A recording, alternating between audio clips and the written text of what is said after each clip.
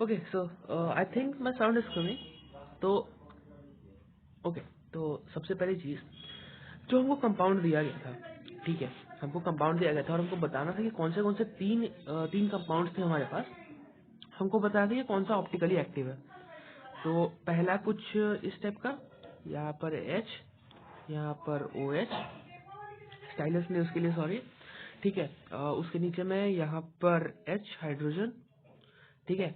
उससे double bond से एक कनेक्टेड है कार्बन और वो जा रहा है CH3 और नीचे में H हाइड्रोजन, ठीक है। और उसके साथ साथ यहाँ पर भी सेम चीज रिपीट हो रही है।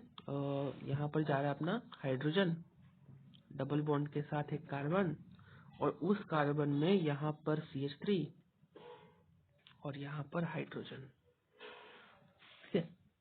तो कुछ इस टाइप का है। और जो सेकंड है, जो सेकंड कंपाउंड हमको दिया गया था वो ऐसा ही था, ठीक है, सेम टू सेम ऐसा ही था। सेकंड यहाँ पर C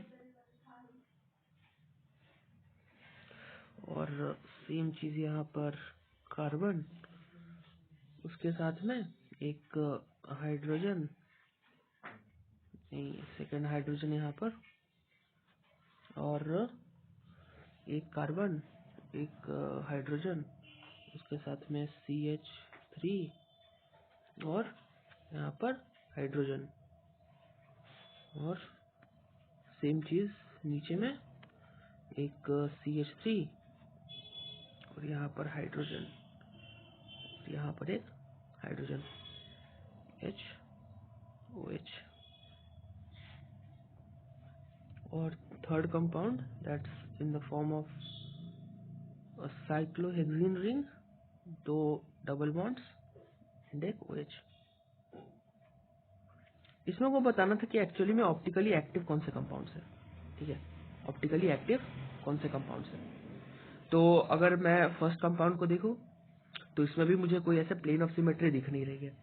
सेकंड कंपाउंड को देखो तो भी कोई प्लेन ऑफ सिमेट्री नहीं दिख रही है।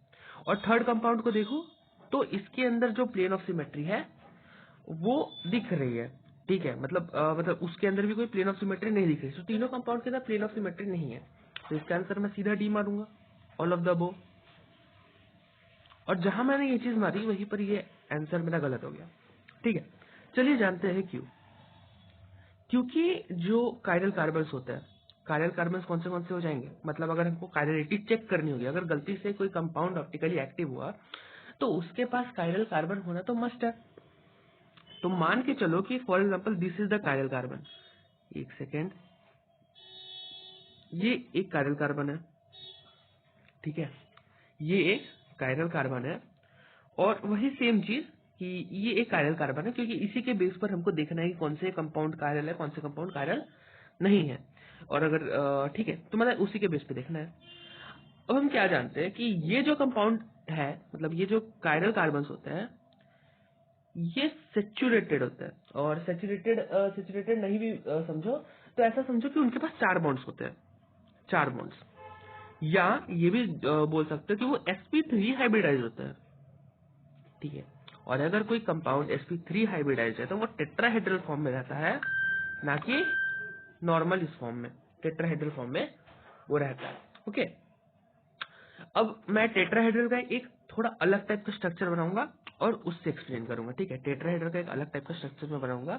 तो टेट्राहेड्रल में जैसे ऐसे कुछ बॉन्ड्स होते हैं ना, ऐसे करके कुछ बॉन्ड्स होते हैं, तो मैं क्या कर रहा हूँ, मैं इसको ऐसे इस तरफ में थोड़ा रोटेट कर रहा हूँ। अगर मैं इसको ऐसे रोटेट करूंगा तो ये वाला जो बॉन्ड है पीछे चला जाएगा, जाएगा कि नहीं, पीछे पीछे जाएगा कि नहीं, ये वाला बॉन्ड पीछे चला जाएगा। ये वाला जो बॉन्ड है, ये वाला बॉन्ड आगे आ जाएगा ऊपर की तरफ, ठीक है, ये वाला बॉन्ड ऊपर की तरफ आ गया। और जो दो बॉन्ड है वो दो बॉन्ड प्लेनर हो जाएंगे। तो कुछ इस टाइप का स्ट्रक्चर हमको देखने को मिलेगा, ठीक है, इस टाइप का स्ट्रक्चर हमको देखने को मिलेगा। दूसरी चीज, फीचर प्रोजेक्शन में एक चीज याद रखो, अगर कोई कहीं पे फीचर प्रोजेक्शन है, क्योंकि यहाँ पर तुम देख सकते हो, यहाँ पे बीच में एक फीचर प्रोजेक्शन बनाया हुआ है, यहाँ पर भी बनाया हुआ है, यहाँ पर भी फीचर प्रोजेक्शन ही बनाया गया है। सिंगल लाइन है, उसमें ऐसे क्रॉसेस बनाए गए हैं, तो वही होता है फिशर प्रोजेक्शन, ठीक है। तो अब फिशर प्रोजेक्शन में क्या होता है कि जो ऊपर वाले जो होंगे, जो ऊपर और नीचे में होंगे, ये हमारे जो होते हैं ये डैश वाले होते हैं, ठीक है। और जो साइड वाले होते हैं ये वेज होते हैं, वेज, ठीक है। साइड वाले जो होते हैं वो वेज होते हैं, ओके। और जो वो वाले होते हैं वो डैश होते हैं। तो ये चीज ध्यान रखना, ओके। तो मैं कुछ ऐसा कह सकता हूँ कि मैं इसका एक और स्ट्रक्चर बनाऊंगा, ठीक है। मैं इसका एक और स्ट्रक्चर बनाऊंगा जिसमें मैं थोड़ा वेज और डैश शो करूंगा, ठीक है। वेज और डैश शो करूंगा। तो मैं ऐसा कह सकता हूँ कि यहाँ पर जो एक बॉन्ड था वो वेज बॉन्ड है, ऐसे करके, मतलब डैश बॉन्ड है, ऐसे ऐसे कर सकता ना मैं, डैश बॉन्ड। यहीं पर नीचे की तरफ भी जो बॉन्ड था वो भी डैश बॉन्ड है, ठीक है। और जो साइड में जो दोनों बॉन्ड है वो वेज बॉन्ड है, ठीक है। नीचे ऊपर डैश बॉन्ड और साइड में वेज बॉन्ड, ठीक। इतना समझ में आया। बट अभी भी मुझे कोई कायरलिटी तो कंपाउंड में नहीं दिखी, ठीक है। क्या मैं इसको इस प्लेन से कट कर सकता हूँ? नहीं कर सकता हूँ। एक साइड में ओ एच है, एक साइड में एच है, सिमेट्री वहां से भी नहीं मिली और ना सिमेट्री हमको यहाँ से मिल रही है, ओके। तो उस केस में हम क्या सोच सकते हैं या क्या मान सकते हैं वो समझो, ठीक है। तो ये वाला जो सिंगल बॉन्ड है, ये वाला सिंगल बॉन्ड, क्या हम इसको रोटेट कर सकते हैं? हम्म? क्या सिंगल बॉन्ड के अंदर फ्री रोटेशन होता है? फ्री रोटेशन, फ्री रोटेशन मतलब रोटेशन में कोई भी प्रॉब्लम नहीं आता है, जैसे कंपाउंड में उसको फ्री रोटेशन बोलते हैं। और अगर हम किसी भी कंपाउंड के फ्री रोटेशन से अगर कोई नया कंपाउंड या कुछ नए टाइप की कोई चीज बना रहे हैं स्पेस के अंदर, तो उसको हम कंफर्मेशन बोलते हैं, ठीक है। तो इसी कंपाउंड का एक कंफर्मेशन ऐसा होगा, इसी कंपाउंड का एक कंफर्मेशन ऐसा होगा, मैंने क्या किया, मैंने इस वाले को थोड़ा सा इधर घुमा दिया, मतलब इसको सीधा कर दिया। जैसे फॉर एग्जांपल ये है ना, तो मैंने सीधा कर दिया कि कार्बन का जो डबल बॉन्ड है, हाइड्रोजन का डबल बॉन्ड यहाँ से ऊपर आ जाए, कार्बन का ये वाला जो बॉन्ड है ये नीचे चला जाए, ठीक। कार्बन का ये वाला बॉन्ड जो है वो नीचे चला जाए। तो मैंने कुछ उस टाइप का किया, कार्बन का ये वाला बॉन्ड को मैंने नीचे भेज दिया, ये वाले बॉन्ड को मैं नीचे भेज दिया, और ये मैंने हाइड्रोजन को डैश पे कर दिया, ठीक है। और वही सेम चीज मैं यहाँ पर कर सकता हूँ, किसी भी एक को नीचे भेज सकता हूँ, किसी भी एक को मैं ऊपर कर सकता हूँ, ठीक है। एक सेकंड, सॉरी सॉरी सॉरी, थोड़ा थोड़ा सा, हाँ ठीक है, सही है। इसको मैंने डैश पे भेज दिया और ये मेरा वेज पे आ गया। और यही सेम चीज मैं यहाँ पे कर सकता हूँ, इसको मैं ऊपर ला सकता हूँ, इसको मैं नीचे कर सकता हूँ। नीचे करने के लिए मैं यहाँ पे डैश डाल दूंगा और यहाँ पर मैं वेज बना दूंगा। तो जो वेज पर रहेगा वो ऊपर रहेगा, अबोव द प्लेन, और जो डैश में रहेगा वो नीचे रहेगा, मतलब बिलो द प्लेन। तो मैंने क्या किया, मैंने बस उसको रोटेट किया, कुछ कुछ एंगल से मैंने उसको रोटेट किया। और रोटेट करने के बाद स्ट्रक्चर कुछ इस टाइप का बना।